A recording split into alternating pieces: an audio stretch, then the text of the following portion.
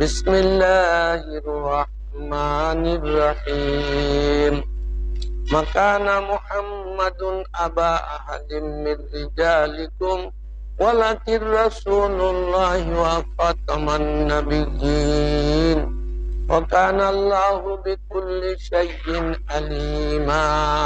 إن الله وملائكته يصلون على النبي يا أيها الذين آمنوا صلوا عليه وسلموا تسليما. اللهم صل على سيدنا ونبينا وشفيعنا وحبيبنا ومولانا محمد صلى الله عليه وعلى آله وأصحابه وبارك وسلم. أعوذ بالله من الشيطان الرجيم. بسم الله الرحمن الرحيم. يا معشر الجن والإنس إلا ليعبدون. بسم الله الرحمن الرحيم.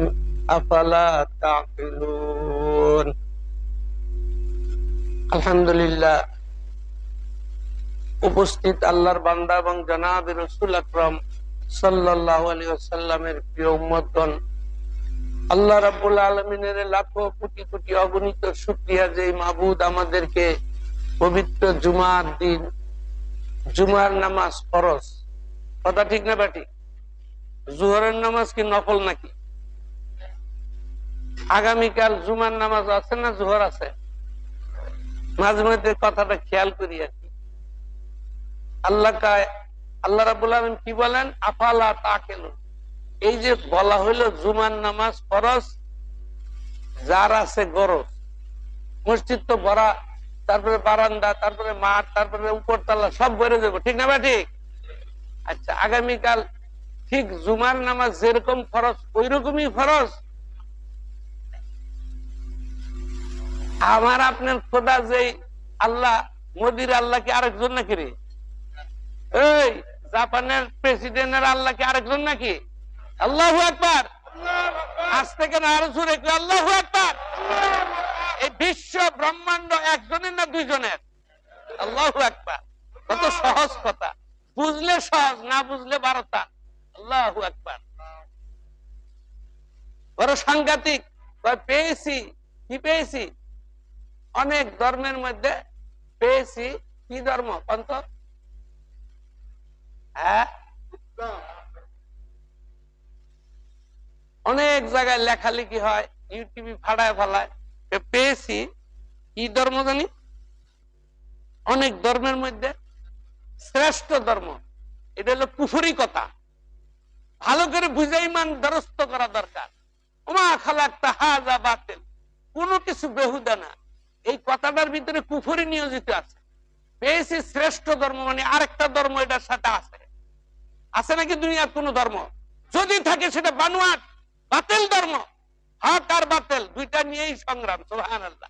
হাবিল কাবিল দুজনই এক বাপেরই সন্তান। দুইজনের নাকি একবার ঘরে পয়দা হয়েছে, ঠিক না বেঠি? তাহলে হাবিল আর কাবিল একজন হক মেনে নিল, একজন বাতিল পন্থী হয়ে গেল। এই তো সমাধান, ঠিক না বেঠি?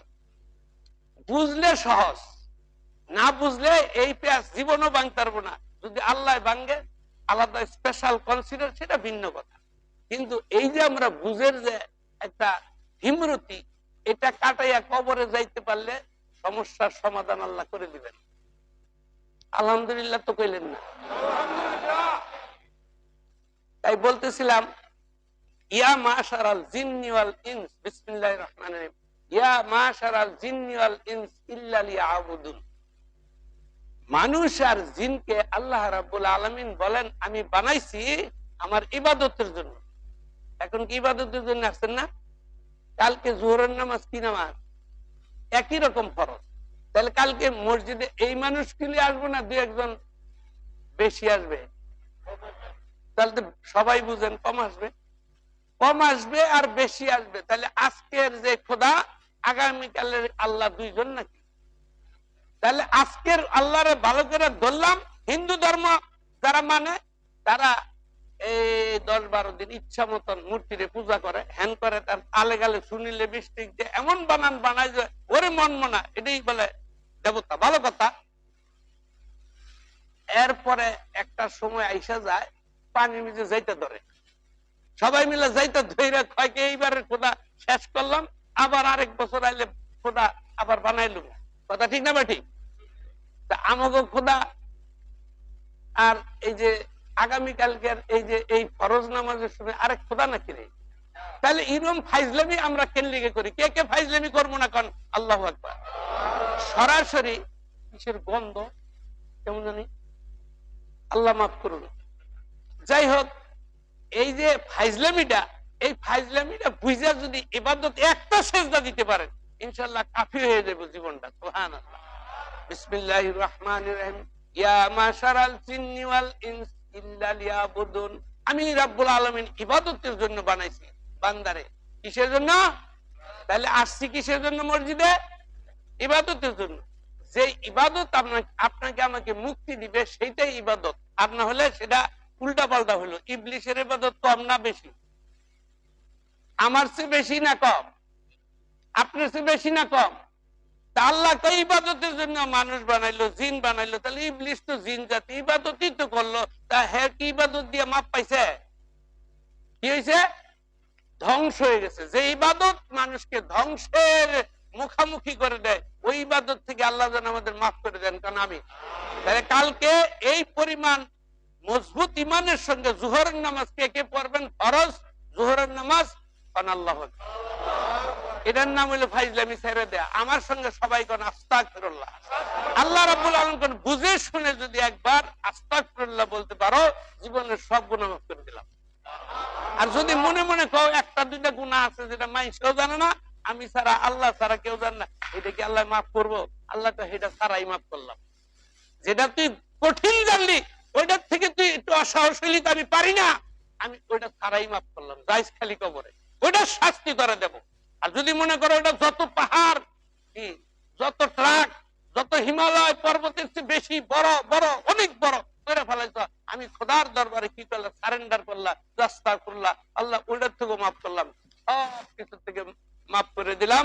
তুমি কি করলা? আস্তাগফিরুল্লাহ বললা। এই এতটুকু বাণী, এতটুকু জবান থেকে তোমার বাইরে হলো, শুধু নিয়ত, ইন্নামাল আমাল বিন্নিয়ত, নিয়ত সই করে যদি সমস্ত গুনাহ থেকে মাফ চাইতে পারো, আমি সমস্ত গুনাহ মাফ করে দিলাম। এখন সব গুনাহ থেকে কে মাফ চাইবেন? আল্লাহু আকবার। আস্তাগফিরুল্লাহ। আল্লাহ তাআলা মাফ তো করলাম, এই যে সারপ্রাইজ কয়, একটা উপহার দিয়ে দিলাম। আমি রব্বুল আলামিন উপহার দিতে পারি কি পারি না? তোমরাই তো মেলায় উপডৌ করে মুসলমানি করায়, ওই কাটায়, উপহার দেয়, বিয়া শাদী দেয়, বিয়া বার্ষিকী দেয়, তার মৌতা বার্ষিকী দেয়, কত যেগুলি ইসলামের কাছেই কাছেই নাই। কথা ঠিক না ঠিক? এগুলি না পালন করলে আপনার ইসলামও গেল, সমাজ গেল, নামাজ গেল, সব গেল। অথচ আল্লাহ যেই জায়গায় আছে ওই জায়গায় আমরা আছি। কোন আল্লাহু আকবার। আল্লাহ যেখানে আমরা সেখানে। এখন আল্লাহ যেখানে থাকে তার একটা দলিল আছে, কোরআন শরীফ চিনেন? বিশ্বাস করেন? আতিউল্লাহ আতিউর রাসূল। আমি রব্বুল আলামিনকে পাইতে হলে আমার রাসূলকে পাও, আর কোন মাধ্যম নাই। সুবহানাল্লাহ। আমার রাসূলকে যে পাইলা, আমি খোদারই পাইলাম। সুবহানাল্লাহ। আর কোন বন্দিগি নাই, আমার রাসূলের বন্দিগি যে ইত্তেবা করলা, হুবহু তাই পালন করতে পারলা, সেই আমি খোদারে পাইলাম। আমরা রাসূল রে কে কে মানি? কোন আল্লাহু আকবার। রাসূল আকরাম সাল্লাল্লাহু আলাইহি ওয়াসাল্লাম আমাদের মাধ্যম। কথা ঠিক না ঠিক? রাসূল কি এইভাবে এক সময় কথা বলতেন 1400 বছর আগে? তিনি কি ওইভাবে বলতে পারেন? পারেন কি বর্তমানে? তিনি বলেন আল উলামা ওয়ারিসাতুল আম্বিয়া। সুবহানাল্লাহ। ইন্নাল উলামা ওয়ারিসাতুল আম্বিয়া। নিশ্চয়ই উলামায়ে কেরাম আমি নবীর ওয়ারিস। ভালো করে বুঝলে এক কথাই শেষ।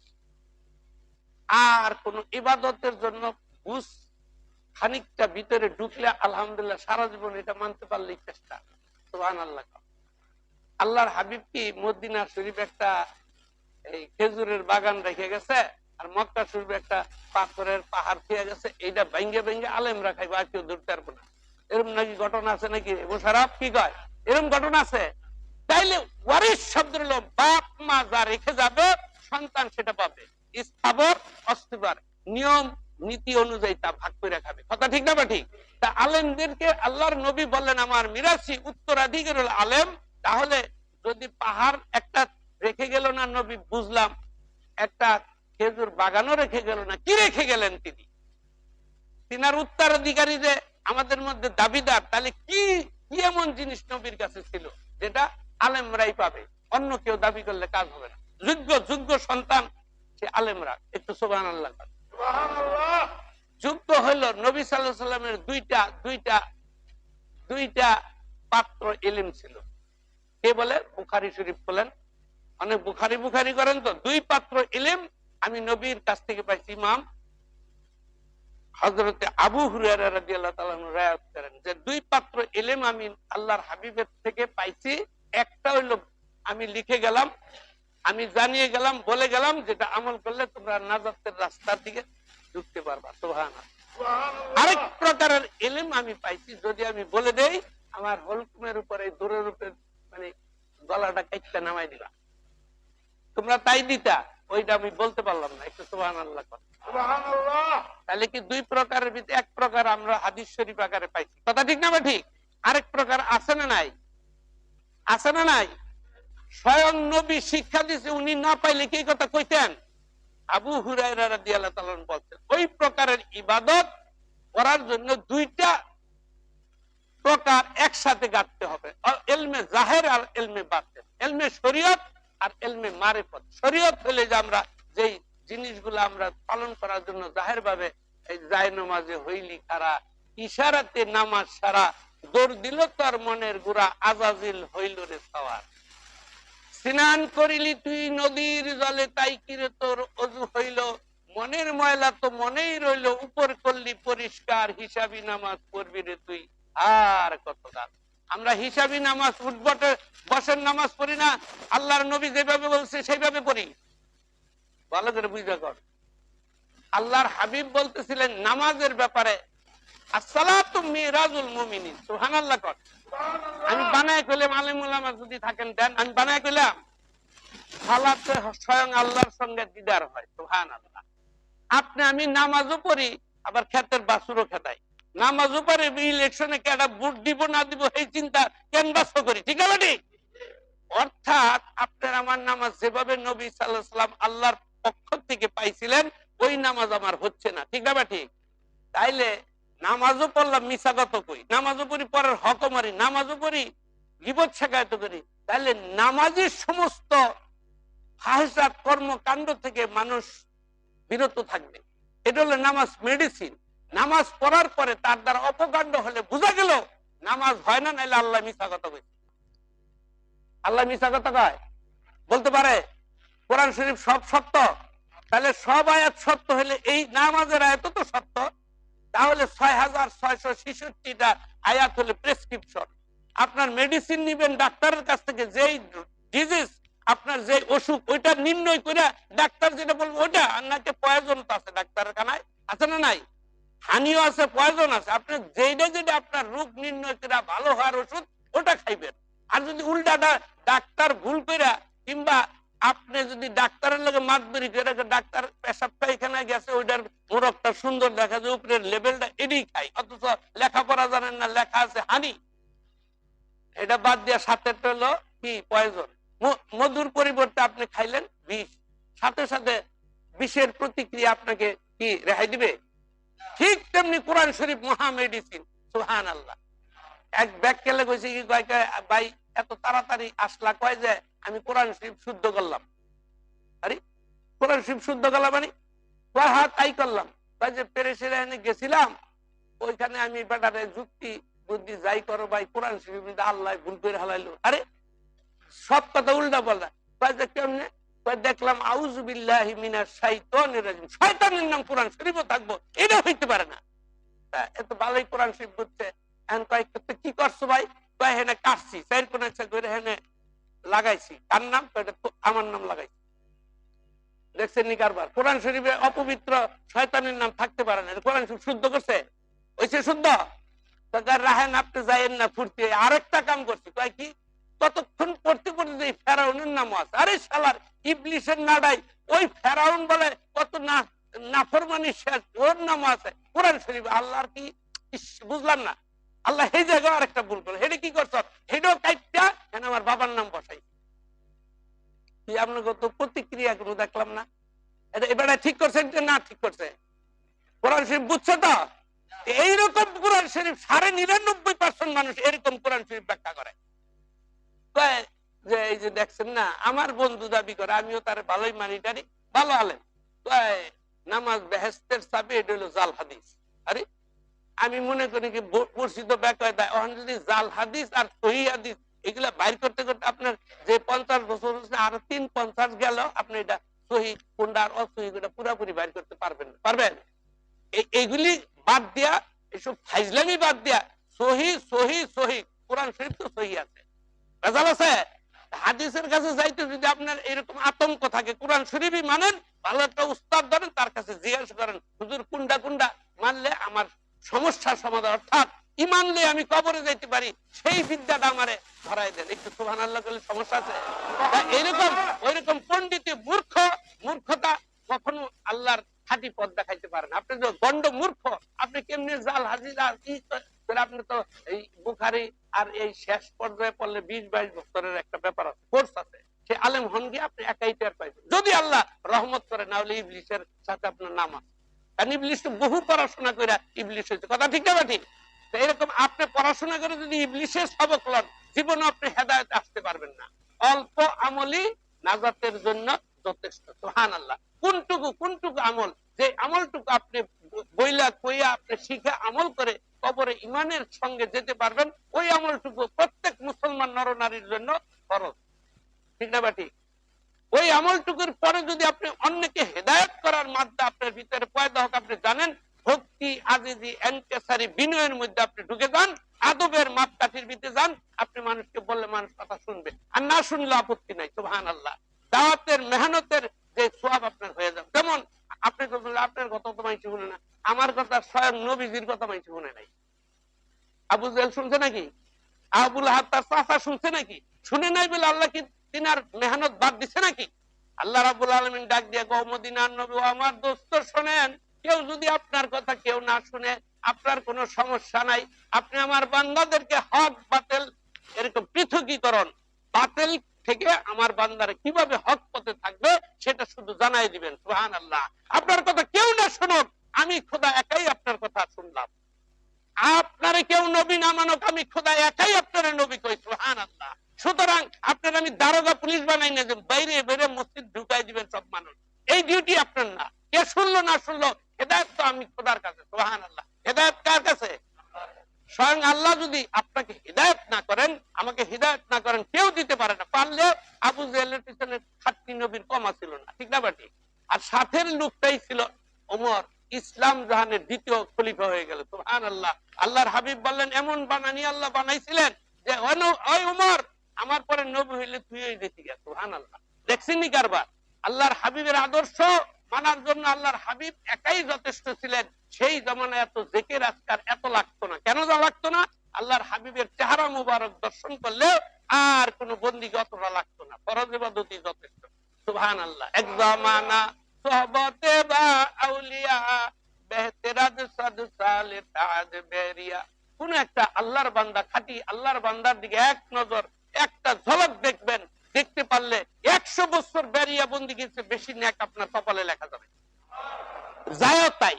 এখন আমরা তো ক্রিটিসাইজ অ্যাঙ্কার করতে করতে জীবন গেল, অমুক মুলবি বালা, অমুক খারাপ, অমুক।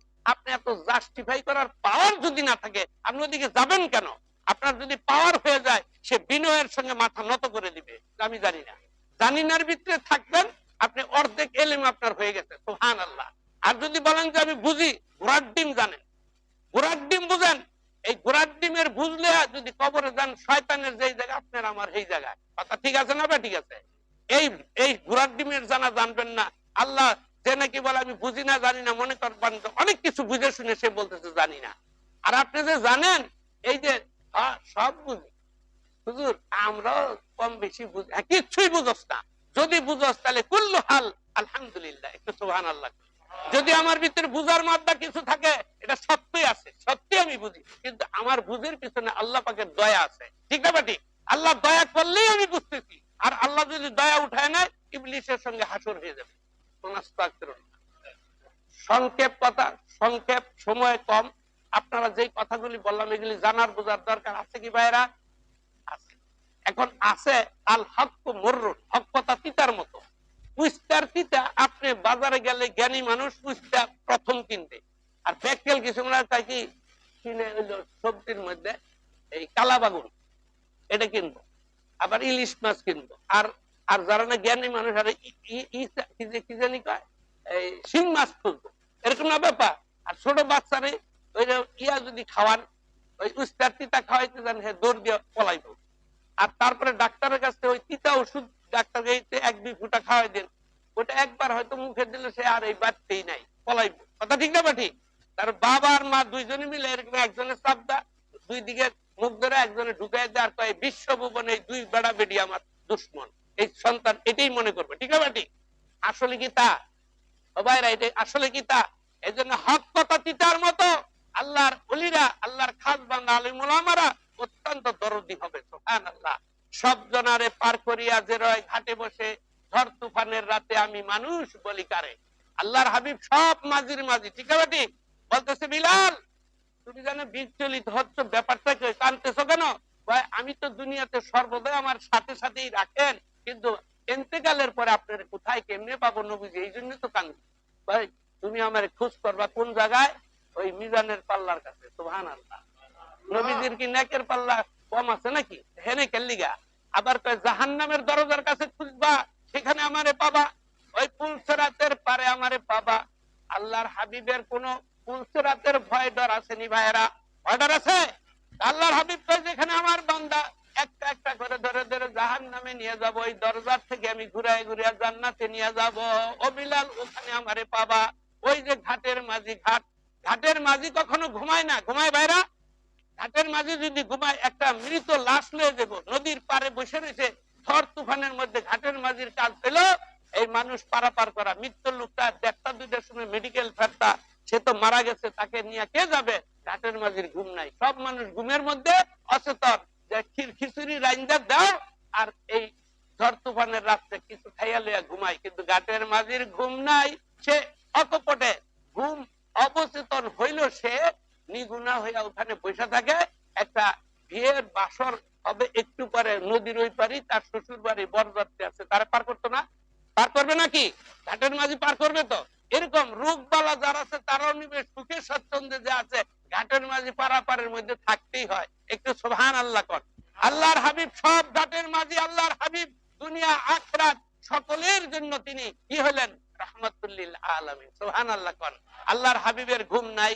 আল্লাহর হাবিব সদা সচেতন হইয়া মা ফাতেমার জন্য কান্দেন নাই, না হাসান হোসেনের জন্য কান্দেন নাই, পিতা মাতার জন্য কান্দেন নাই। ওই রব্বুল আলামিনের তরফ থেকে এমনই মুবারক জীবন আল্লাহ রব্বুল আলামিন দয়াল নবীকে দান করছেন। ইয়া রব্বি হাবলি উম্মতি, আমার উম্মতের কি হবে গতি। ঠিক না বেটি? এই যে উম্মত দরদি নবী এখনো মদিনা মুনওয়ারায় শুয়ে রয়েছে, আর বলে ও বিলাল, তুমি আমার এই সমস্ত জায়গায় ওই যেখানে হাউজে কাউসার পাইবা ওখানে যাইবা, আমার উম্মতরা পিপাসার্থ হবে, এক পেয়ালা খাওয়াই দিলে 50 বছর 50,000 বছর তার আর এরকম পিপাসা হবে না। সুবহানাল্লাহ। ওখানে আমারে পাইবা। এরকম ভাবে আল্লাহর হাবিবকে দেখতে আর শুনতে যাদের তৌফিক হলো, সবাই কি হেদায়েত পাইছে ভাইরা? পাইছে? আবু জাহেল তো ওখানেই ছিল।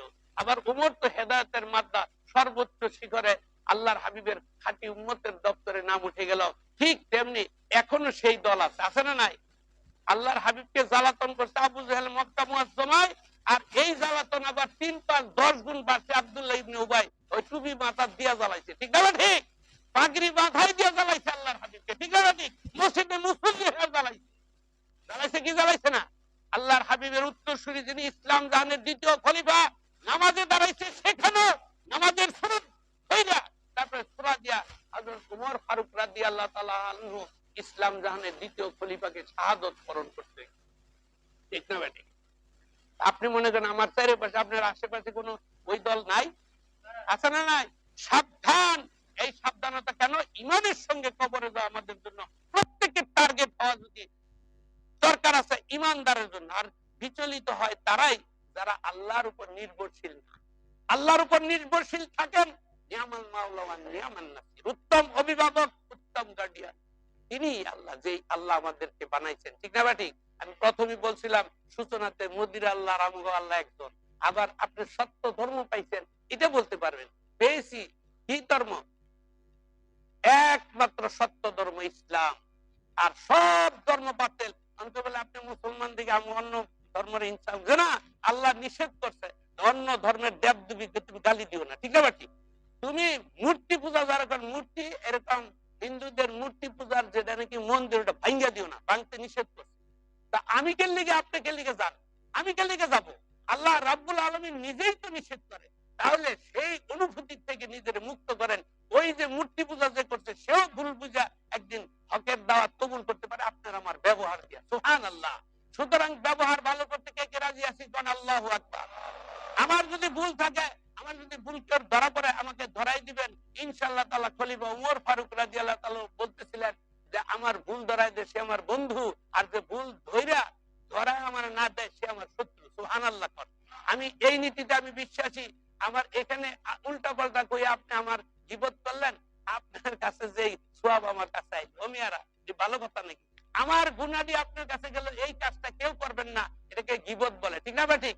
গীবতের উপরে সত্য কথা বলে দিলেন, সেটা বহতান। তার চেয়ে জঘন্য গুনাহ। গীবত, শিকায়ত, পরনিন্দা এগুলো আমরা করব না। কে কে রাজি আছেন? আল্লাহু আকবার। মিথ্যা কথা বলবেন, আল্লাহু আকবার। হজ করে নামাজ পড়বো, আল্লাহু আকবার। 30 রোজা থাকবো 1 মাস, আল্লাহু আকবার। হজ করার সময় সুযোগ যদি আসে করবোই, আল্লাহু আকবার। যাকাত দেবই, আল্লাহু আকবার। এমনি করে আপনি শুদ্ধ হওয়ার জন্য পবিত্রভাবে আল্লাহর বন্দেগী করবেন, নিয়ত করে একবার কোন আস্তাগফিরুল্লাহ। আল্লাহ রাব্বুল আলামিন বলেন সব গুনাহ মাফ কইরেই দিলাম। আর যদি কোন আবারও বলি, আবার যদি ভিতরে কিরমিরি থাকে, তাহলে যে যেরকম ধারণা করলা ওই লোকের সঙ্গে আমি সেই রকম ব্যবহার করলাম। আল্লাহ ভালো ব্যবহার করবে, উত্তম ব্যবহার আল্লাহই শুধু করতে পারে। কে কি বিশ্বাস করি? কোন আল্লাহু আকবার। সুতরাং অত্যন্ত নাজুক সময়, দুনিয়াটা বড়ই ক্রান্তি লগ্ন।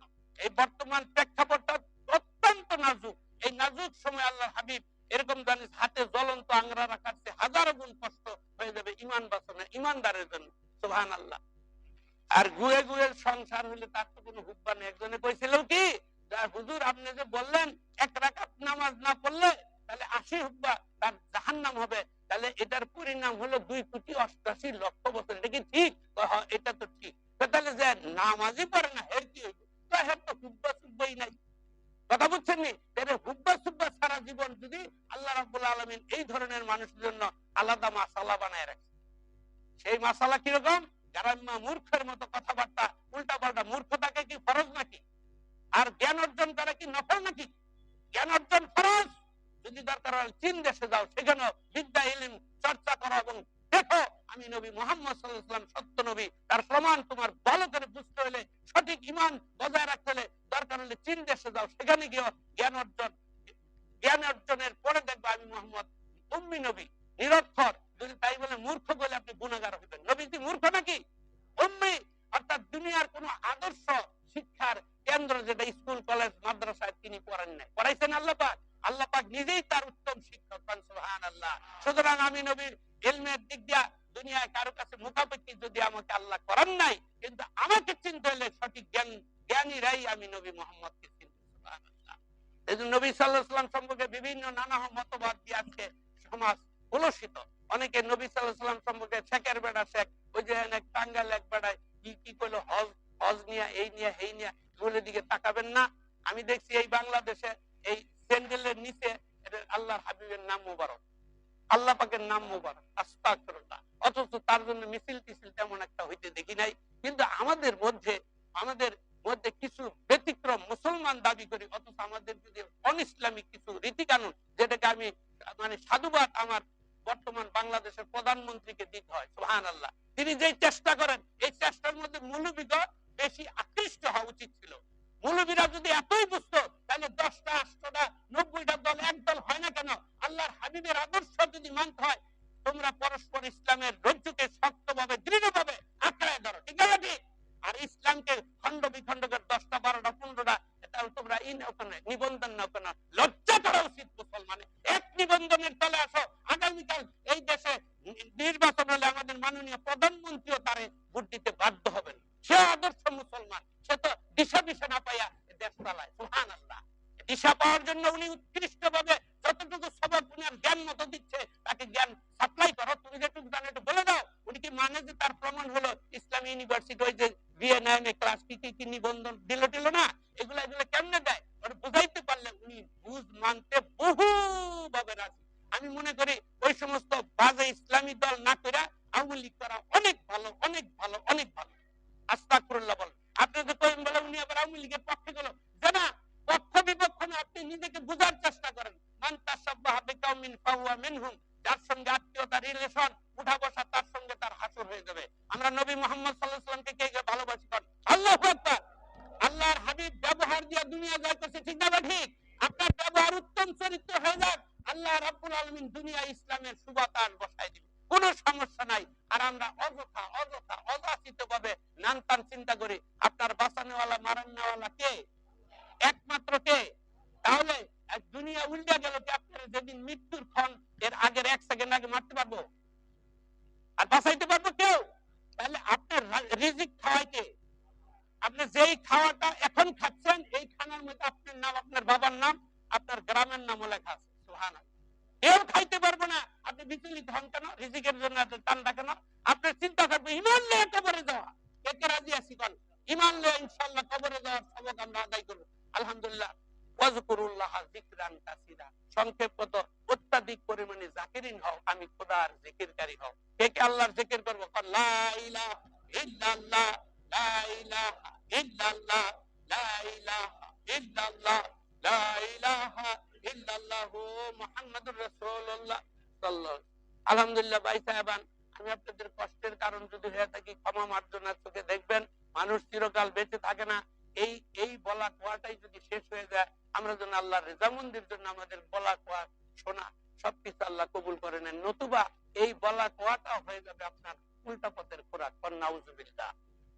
সুতরাং সুতরাং এই মসজিদকে খালি ভালোবাসবেন, আরেক মসজিদ বেড়া দিয়ে বান্দা ওটাকে ভালোবাসবেন না। মসজিদ সব আল্লাহর ঘর থেকে বিশ্বাস করি কারণ আল্লাহ।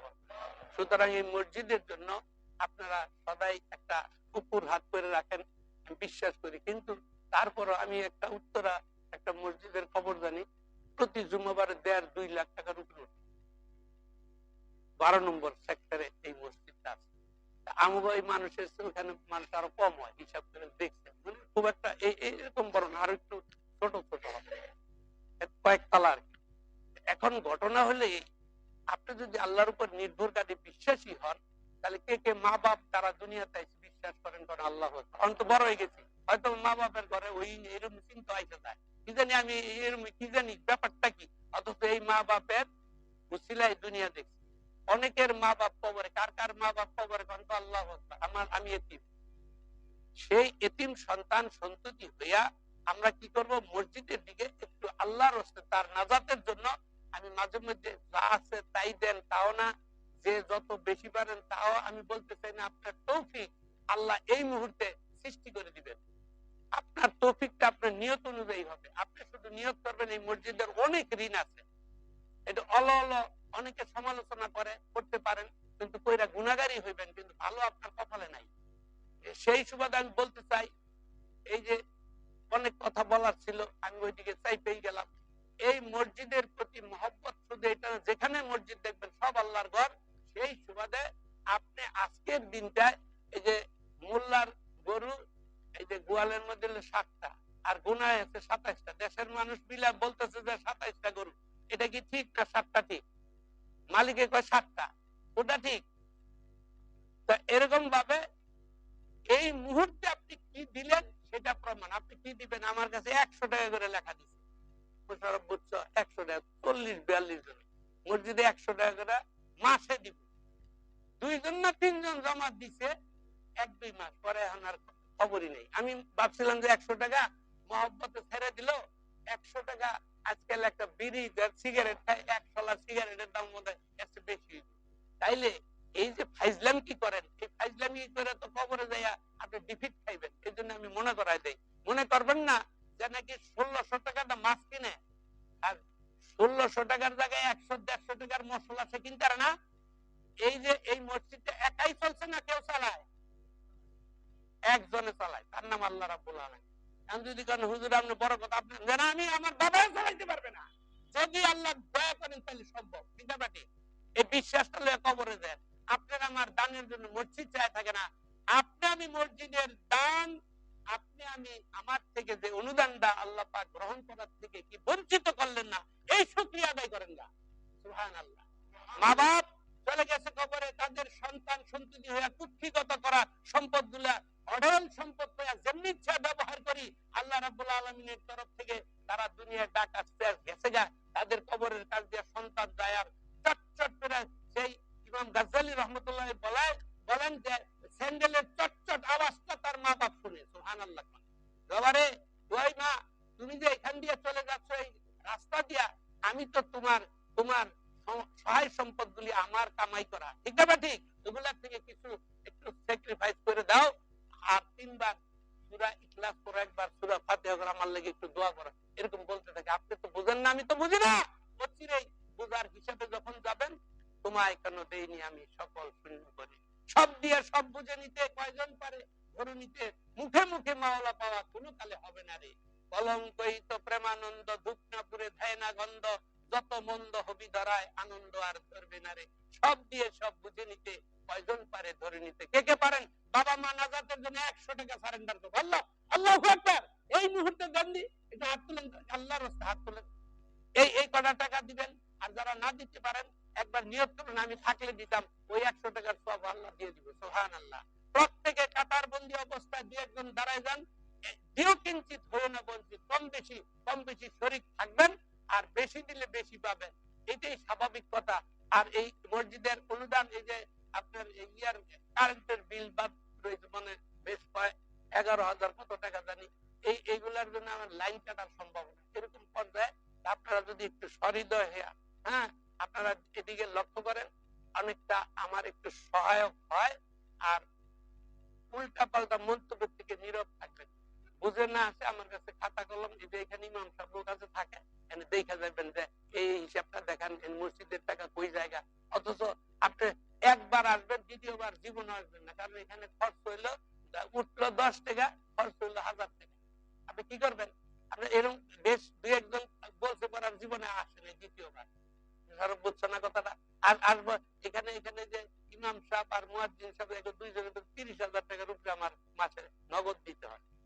এরপরে আরো আনুষঙ্গিক যে কারেন্ট আছে, গ্যাস আছে, এই পানি ফট করে এটা ধাক্কাটা ভাঙিয়ে দিয়ে গেল, এরকম মানুষ আছে। আনালে জুতা নাই কাটা মসজিদে, গরু ছাগলাই এর নামাজে পড়লো জুতার লেগে 3, 5, 7 জন হারিয়ে যায়, হুজুর জুতা গেছে, কিন্তু এটা সবর করো আল্লাহর কাছে। জুতা পাওয়া গেলে ভালো, নাহলে সৎকার খাতায় নাম আল্লাহ নিয়ে নিছে, জুতার উঠিলে তোমার মাফ দিবে, তাই মসজিদ ত্যাগ করে না বাবা, এগুলা দোয়া করার লাগে। আমি কই আমার এক ছেলে আইনা দিছিল এক জোড়া জুতা আউস পেরা, এটা আমি বললাম এটা দেখে দেখে রাখিস, যেদিন জুতা ডানছে এখানে আমার বরকতের লেগে আমার জুতো নিছে, মাশাআল্লাহ। তারা তো বুঝেছি না, হুজুরের জুতো নিছে, মাশাআল্লাহ। তখন লাগে আমি শরীক হয়ে গেলাম। আবার গত 2 সপ্তাহ আগে এই যে মাইকের ইয়াটা নিয়ে গেছে দিনে দুপুর, এই যে ইয়েটা কি জানি কয়, এমপ্লিফায়ার, এটা এই যে জাপানি সেটটা লেগে গেছে দিনে। তারপরও আপনাদের একটু বোঝা উচিত, এই মসজিদের ব্যবস্থাপনা আমি খোলা রাখছি। এই খোলা রাখার পিছনে আমার দলিল হলো, আল্লাহর ঘরে কোনো তালা চাবি থাকবে না। সুবহানাল্লাহ। এখন এই যে তালা চাবি থাকবে না, শেষ পর্যন্ত সব লয়ে যেগুলা, শেষ পর্যন্ত আপনি তো 1 টাকাও শরীক থাকেন না, আর উল্টা পাল্টা মন্তব্য করেন। এই সমস্ত ফাইজলামি কোনা ছাইরা সবাই ভালো হয়ে যায়। ভালো হইতে কোনো ইয়া লাগে না, কষ্ট ক্লেশ, শুধু নিয়ত লাগে। সুবহানাল্লাহ কই। আলহামদুলিল্লাহ। এখন ওই টাকাগুলি আবার লয়ে আরেকজনে বাইকে যাবে। গত জুমাবারে একটার পিটাইছি, ওই যে হাসান নাকি রে, ওইটা একটার পিটাইছে, ওই টাকা 280 টাকা কত জায়গা, এটারে ধরছে ওই যাইতা। এখন ঘটনা হলো, নাজুক সময়, নাজুক পরিস্থিতিতে আল্লাহর হাবিব শুধু আমাদের মঙ্গল আকাঙ্ক্ষা করে, তিনি শুধু বলছেন ইয়া রব্বি হাবলি উম্মতি। আর এখন আমরা যারা এই যে কি করেন, কি এই ভোট যাইতেছে, আমি পেট নীতি করি, ভালো সুন্দর উত্তর দেয়, কিন্তু এই যে মানুষের সেবা শুশ্রূষা করা, আগেকার দিনে যে সমস্ত অবস্থায় দিনকাল গেছে, ব্রিটিশ গেল, পাকিস্তানও দেখলাম, এখন বাংলাদেশও দেখতেছি, ঈদের ভিতরে ভালো হইতে মাননীয় প্রধানমন্ত্রীর চেষ্টাটা সবাই পক্ষে থেকে ওনারা একটু চেষ্টা করে দেখেন যে শান্তি আল্লাহ দেওয়ার মানুষ, ঠিক না? ঠিক উনি কি বলতে চায় এটাও বুঝেন, আর আপনারা কি শুনতেছেন না বুঝতেছেন ওটাও বুঝেন। প্রত্যেকের অ্যালার্ট আছেন, সতর্ক আছেন। আমি আপনাদের জ্ঞান দিতে পারবো না, আমার জ্ঞানের ভান্ডার হলো কোরআন, বিশ্বাস যদি আপনি করেন আপনারও জ্ঞানের ভান্ডার কোরআন, ঠিক না ভাবি? ওই হাদিস শরীফই যথেষ্ট, এবং হাদিস শরীফ কোরআন শরীফের লগে যার মিল আছে তার আমি ইত্তেবা করব, আপনিও তাই করবেন। ওমা আলাইনা ইল্লাল বালাগ। সবাই এখন আস্তাগফিরুল্লাহ কই আবারও।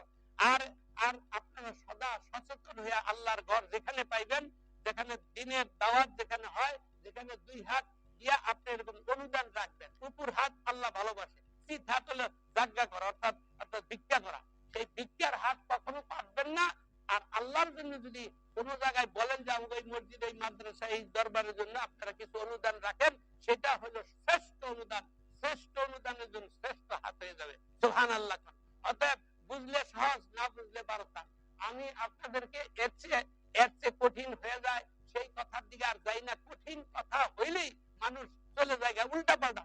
আলহামদুলিল্লাহ, আল্লাহর হাবিব এই সমস্ত ভাবে মানুষকে ডাকছে দিনের দাওয়াত, এইরকম কেউ পারবে না। পারবে ভাইয়েরা? এত বলার পরেও তো আবু জেহেল আবুল হাব মুসলমান হইল না।